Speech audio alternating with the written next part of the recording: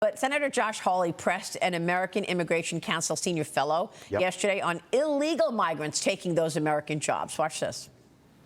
Why would you want American citizens and those who are here lawfully to have to compete against illegal immigrants who, by the way, are often paid not minimum wage, who are not given the federally mandated benefits precisely because they're here illegally? Why would you want to drive down the wages of millions of working Americans who can't get those jobs in construction, agriculture, and hospitality because illegal immigrants are getting them, suppressing wages in the meantime? Why would you want to do that? Well, if you didn't hear from my initial testimony, you know I don't want that. Oh, listen, I read your testimony word for word, and I've been watching it, and I know what the answer is.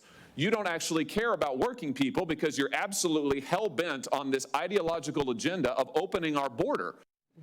Well, it's hard to disagree, Adam. I mean, the wide open border has had lots of impacts, not just a national security issue. It's an economic issue. Well, let's be crystal clear. It's also a political issue. The only reason Democrats have allowed the wide open border, actually, no, let me rephrase that, have encouraged, enabled, facilitated an open border, is to bring in people that they think will ultimately vote for them. That's right. It's about vote harvesting, nothing more. They cloud it under the guise of, oh, it's the American way. Come unto me, all ye that travail and are heavy laden, and we shall refresh you, right? Bring me your poor, bring me your unburdened, the Statue of Liberty, right? No, it's vote harvesting. That's what this whole thing has been about, and no one on the Democratic side is willing to admit that. That's disgusting. Can you believe that? Tell that to Laken Riley's family. Right. Okay, where this guy came into America from Texas, across the border, went to New York, right? Then got a prepaid flight from Biden and Harris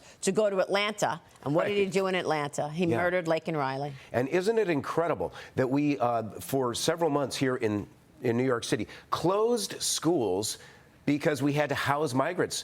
So where do our own children go? And what about the working families who say, well, you know, I've got a job to go to. I put my kid in school, and you know, and now I have to call in sick for my job to take care of my kids at home because they're migrants in my children's school? So many implications.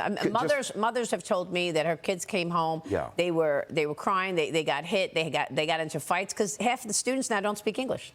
Right. So they're having fights. They don't know. You know, it's been very tough on schools and on children.